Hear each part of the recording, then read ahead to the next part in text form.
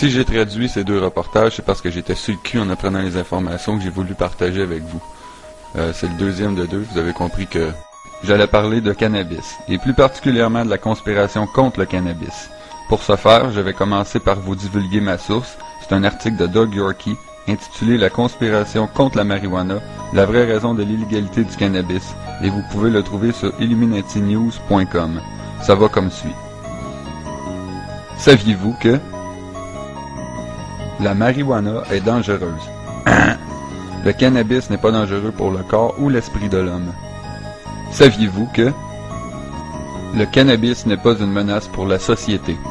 Saviez-vous que le cannabis est beaucoup plus dangereux pour les compagnies de pétrole, d'alcool, de cigarettes et de produits chimiques? Saviez-vous que beaucoup de grosses entreprises avec beaucoup d'argent et d'influence se sont arrangées pour cacher la vérité au monde? Saviez-vous que la vérité est que si le cannabis était utilisé au maximum de son potentiel commercial, ce serait industriellement une bombe atomique? Saviez-vous que malheureusement, les entrepreneurs ne sont pas éduqués sur la diversité des produits économiquement viables du cannabis? Pourquoi? Saviez-vous que les super riches ont conspiré afin de mal informer et mentir au sujet d'une plante extrêmement versatile qui, si elle serait utilisée intelligemment, ruinerait leur compagnie? Savez-vous d'où provient le nom marijuana? Au milieu des années 30, ce nom lui fut donné pour faire perdre toute crédibilité et oublier l'histoire phénoménale du cannabis. En général, les informations que je vais vous citer sont vérifiables avec l'Encyclopédia Britannica, qui elle-même a été imprimée pour plus de 150 ans sur du papier fait à partir de cannabis. Saviez-vous que tous les livres d'école étaient faits de cannabis ou de lin jusqu'en 1880? Saviez-vous que c'était légal de payer ses taxes en cannabis en Amérique de 1631 jusqu'au début des années 1800? Saviez-vous que refuser de cultiver du pot en Amérique durant le 17 et 18e siècle était contre la loi? Tu pouvais être emprisonné en Virginie de 1763 à 1769 si tu refusais de cultiver du cannabis. Saviez-vous que George Washington, Thomas Jefferson et d'autres pères fondateurs des États-Unis d'Amérique faisaient pousser du cannabis? Saviez-vous que Benjamin Franklin possédait un des premiers moulins à papier et produisait à partir du cannabis? Saviez-vous que aussi la guerre de 1812 était pour le cannabis? Napoléon voulait couper l'exportation de la Russie vers l'Angleterre. Saviez-vous que pendant des milliers d'années, 90% de toutes les voiles et cordes de bateaux étaient en cannabis? Saviez-vous que 80% de tout textile, linge, drap, draperie, etc. était fait de cannabis jusqu'en 1820? Saviez-vous que les premières Bibles, cartes, chartes, même le premier drapeau américain ainsi que la Déclaration d'indépendance et la Constitution américaine étaient faites de cannabis? Saviez-vous que la culture la plus prolifique dans plusieurs États était le cannabis? En 1850, c'était une année record pour l'État du Kentucky avec 40 000 tonnes de cannabis. Le cannabis était la culture la plus prolifique jusqu'au début du 20e siècle. Saviez-vous que les plus vieux écrits connus au sujet de la culture du cannabis datent de 5000 ans avant Jésus-Christ en Chine? Même l'industrialisation du cannabis nous provient probablement de l'ancienne Égypte. Saviez-vous que Rembrandt, Gainsborough, Van Gogh et beaucoup d'autres ont principalement peint sur des toiles de cannabis? Saviez-vous que, en 1916, le gouvernement américain prédisait que vers 1940, tout le papier proviendrait du cannabis. Comme ça, plus besoin de couper d'arbres. Les études gouvernementales démontraient qu'un acre de cannabis égalait à 4,1 acres d'arbres.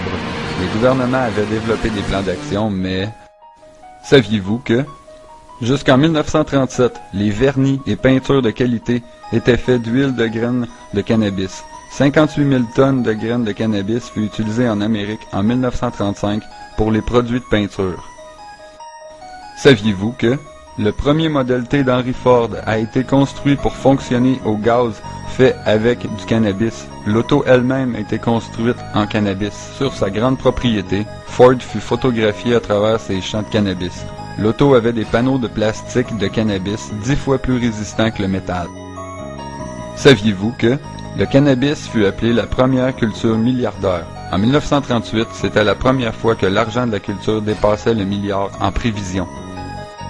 Saviez-vous que un magazine d'ingénieurs mécaniques ont publié un article en 1938 intitulé « La plus profitable et désirable culture qui peut être cultivée » disait que si le cannabis était cultivé en utilisant la technologie d'aujourd'hui, ce serait de loin la récolte la plus répandue à travers le globe. Saviez-vous que la culture et la production de cannabis ne détruit pas l'environnement? Le bulletin 404 du département de l'agriculture américaine conclut que le cannabis produit 4 fois plus de pulpe et de 4 à 7 fois moins de pollution que le bois. Le temps de croissance est court, ça pousse dans tous les États ou provinces. Les longues racines pénètrent et brisent le sol pour le laisser en condition parfaite pour la récolte de l'année suivante. Le dense tapis de 8 à 12 pieds étouffe les mauvaises herbes plus bas. Le cannabis peut apporter énormément à l'agriculture ainsi qu'à l'économie nord-américaine. Saviez-vous que, si dans les années 30, les innovations pour la machinerie agricole auraient été appliquées pour le cannabis, des millions de jobs générant des milliers de produits de qualité auraient servi. S'il avait été légal, le cannabis aurait sorti l'Amérique de la Grande Dépression. Saviez-vous que celui qui a servi d'inspiration pour le film Citizen Kane, William Randolph Hearst et Hearst Paper Manufacturing, une division de Kimberly-Clark, possédait de vastes étendues de terre à bois. La compagnie Hearst fournissait la plupart des entreprises fabricantes de papier. La famille Hearst, destructeur de la nature pour des profits personnels, joua un rôle clé en 1937 dans la discréditation du cannabis par une campagne médiatique menée par l'industrie forestière et pétrolière. Cette campagne aura comme effet l'interdiction de la drogue ainsi que la culture du cannabis aux États-Unis. Cette interdiction aurait profité à Hearst qui avait des intérêts dans la papeterie. Saviez-vous que, en 1937, DuPont a fait breveter les processus pour fabriquer du plastique à partir du pétrole et du charbon. Le rapport annuel de DuPont a invité ses actionnaires à investir dans sa nouvelle division pétrochimique et synthétique. L'industrialisation normale du cannabis aurait ruiné plus de 80% des affaires de DuPont. Saviez-vous que la conspiration commence quand Andrew Mellon, investisseur majoritaire de DuPont, est devenu secrétaire trésorier de J. Edgar Hoover, grand patron du FBI.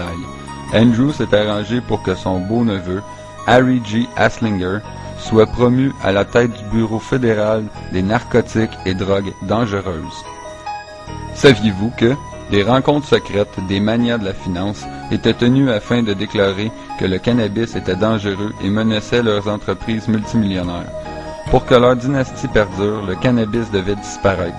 Ces hommes ont pris en main alors un mot obscur du joual mexicain, marijuana, et l'ont poussé dans la conscience collective américaine. Saviez-vous que, à la fin des années 20 et dans les années 30, les journaux de Hearst titraient en gros titres « Les méfaits et horreurs de la marijuana ». Saviez-vous que des films tels que Reefer Madness en 1936, Marijuana, Assassin of the Youth en 1935 étaient de la propagande pensée par des industrialistes pour créer un ennemi. Le but était de gagner la faveur du public pour qu'une loi anti-marijuana puisse passer. Saviez-vous que tous les films dans ce temps se terminaient par The End, la fin. Ces films finissaient en disant « Dites-le à vos enfants, tell your children, bouhou ». Saviez-vous que, dans les années 30, le monde était naïf, pratiquement ignorant. La masse était comme des moutons qui avaient besoin d'être dirigés. Ils se rebellaient pas contre l'autorité. Si c'était dans les journaux ou à la radio, ça devait donc être vrai. Donc, ils ont dit à leurs enfants. Leurs enfants sont devenus les parents des baby boomers. Les baby boomers sont devenus nos parents. Fait que... Saviez-vous que, le 14 avril 1937, le projet de loi contre le cannabis fut déposé et refusé. Le Way and Mean Committee est le seul à pouvoir passer par-dessus les autres comités. Son président, Robert Doughton, s'est assuré que la loi passe au Congrès et est lui-même un supporter de DuPont. Saviez-vous que, en septembre 1937, le cannabis devient illégal, la plante la plus utilisée au monde devient une drogue et notre planète n'a pas arrêté de souffrir depuis. Les forêts tropicales disparaissent, la pollution, les poisons et les produits chimiques tuent la vie. Ces problèmes pourraient être résolus si le cannabis était industrialisé. La biomasse naturelle pourrait subvenir en besoins énergétiques, remplaçant ainsi des combustibles fossiles. Imaginez.